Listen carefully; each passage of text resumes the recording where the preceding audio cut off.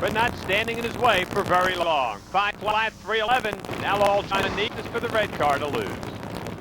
If Witt wins, the points battle goes on. If Wilkerson wins, John gets out the champagne.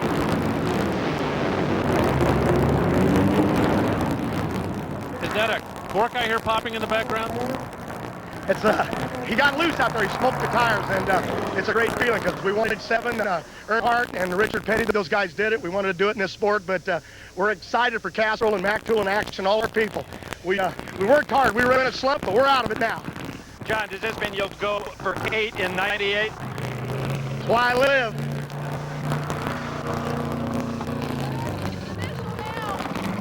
That must not have been a cork I heard. Look, they haven't got it popped yet. And now you know, John Force lives for poetry. I thought it was that 200 grand. Well, that too. There was still a race yet to run. That's Al Hofmann on far side. First final since Gainesville against John Force, who wants to win the championship in style. Not like that.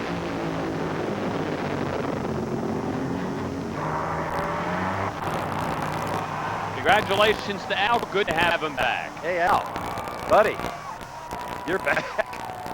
Boy, it feels like it. That was a good run, but boy, I'm happy for Pontiac and my whole crew. The way the guys have worked through the middle of the season, what we've put up with and gone through since Gainesville. You know, I mean, a win was coming, and to win over John Force, I mean, what can I say? Did you see the red light? Yeah, I went kind of brain dead when I seen it. I said, John, what are you doing? And I sat there for a minute, but I mean, it was a win's a win. Sorry, John. Come over here, damn it.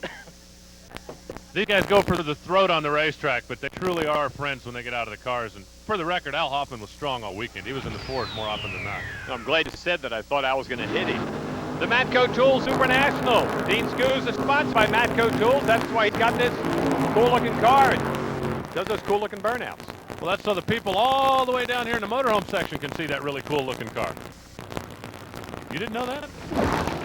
Of course I did. Super win. That means it must be Chuck Etchells. Keep your eye on the far lane. That was huge, Alan. Chuck was okay. Actually just sneezed the blower on the starting line, and then the clutch comes out of Hoover's car in the winning run. But I'd rather be Hoove. He got the win lane. Yeah, it's hard to look at Hoover's car and figure he was the winner. Jim Epler on the far side against that cool-looking Matco car. Again, keep your eye on the car in, well, you know, the far lane. This is weird.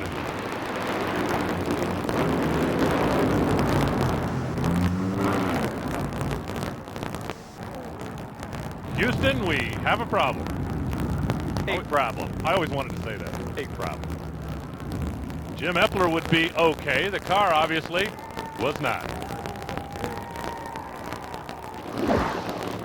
Here's that Skuza kid. Remember he beat Force earlier in the year? Well, let's get another shot.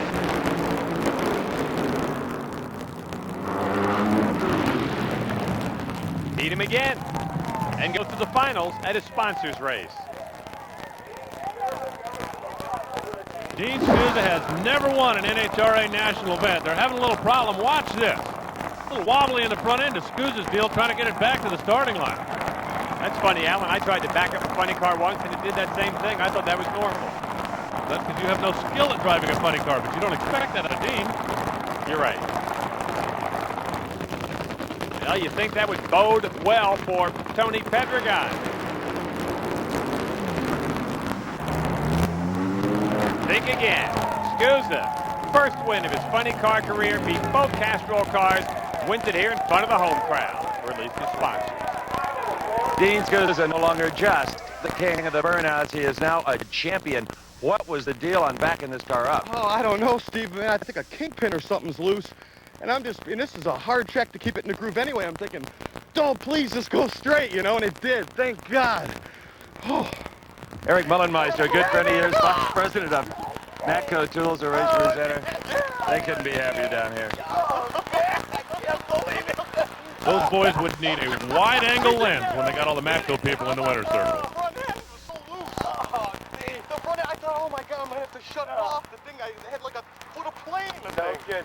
Oh, I tell you, someone was looking at us today after that run. And then there was one.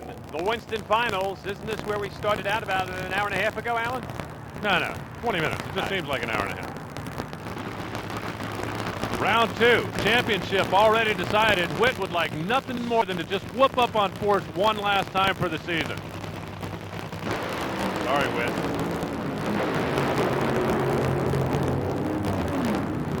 Bazemore also needed that to remain number 2 in the points. Since Force won that race, the door is open if Tony Pedregon could win the whole thing. Little rematch of that Houston final. Hey, where's that nifty-looking paint job? Dean, should have kept that nifty-looking paint job.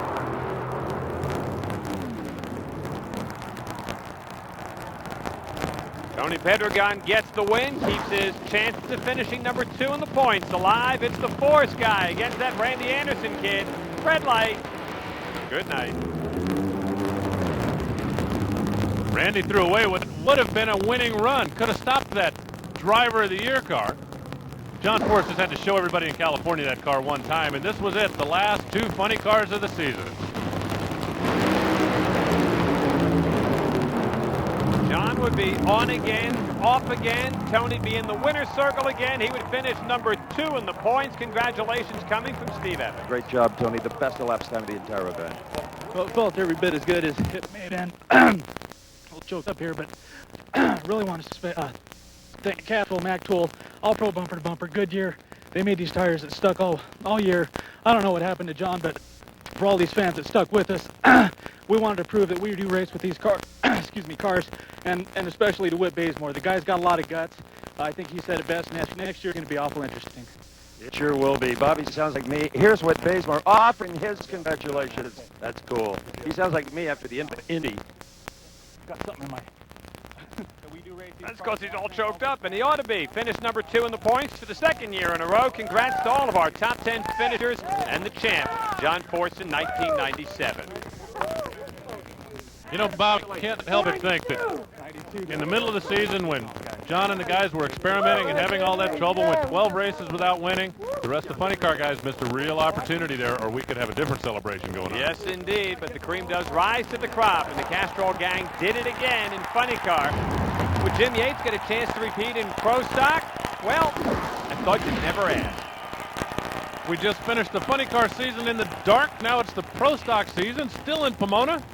Bright sunshine as we kick off in February again.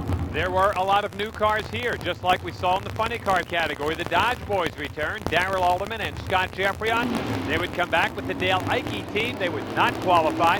Bob Glidden in the near side here with the Ford car. This would be his last qualifying attempt of the season before going on to try to make some motors and some money over there in the Winston Cup team. Bob Glidden, for the record, also failed to qualify at Pomona. The 10-time Winston champ ends an illustrious career.